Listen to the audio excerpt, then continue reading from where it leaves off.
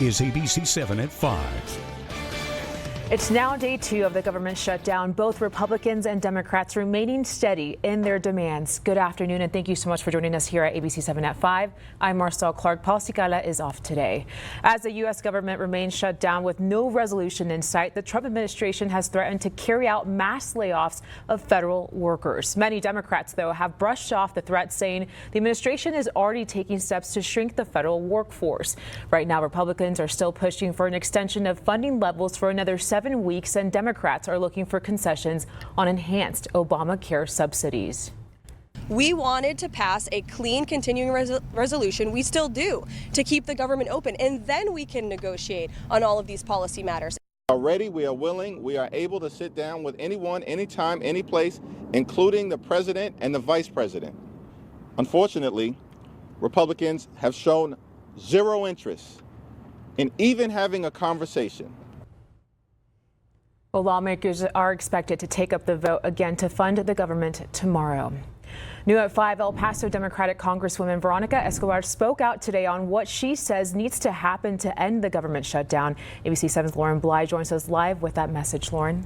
Marcel, the reason the shutdown is happening in the first place is because Congress can't agree on a funding plan. Republicans want to extend current funding for another several weeks, but Democrats want that funding to include an extension of Enhanced Affordable Care Act premium subsidies. Those are what lowers insurance plans for Americans who buy their plans through the ACA. And if that extension isn't included, Escobar said thousands of El Pasoans will be negatively impacted. But the White House says Republicans aren't negotiating.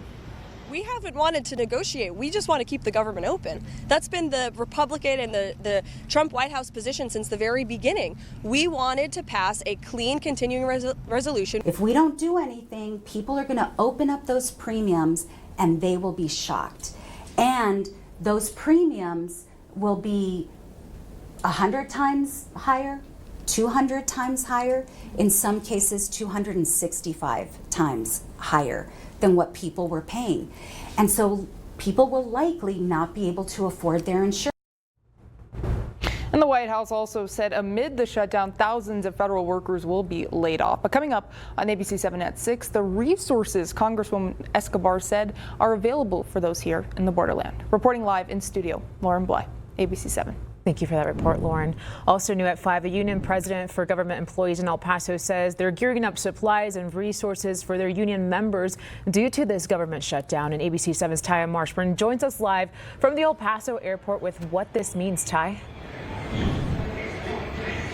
Marcel, the union president says that there are about 125 TSA workers here at the airport. They're deemed essential, so it means that they will not be paid at least until the government shutdown is over. Now, in 2018, when the government shut down, it lasted for 35 days. Many federal workers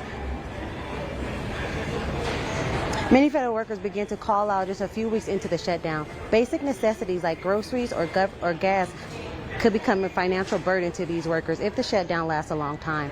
The president of the American Federation of Government Employees Union Local 1050 says that it is important for workers to continue to do their job through these difficult times. The union is setting up food assistance and gas cards should the shutdown last a few weeks.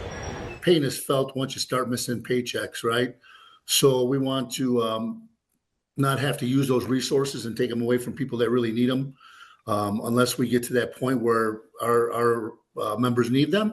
And then I have it set up with the food banks to where we can get them out there in late October. And coming up on ABC 7 at 6, Ochoa shows how bad things can get based on past experiences. Reporting from El Paso Airport, Taya Marshburn, ABC 7.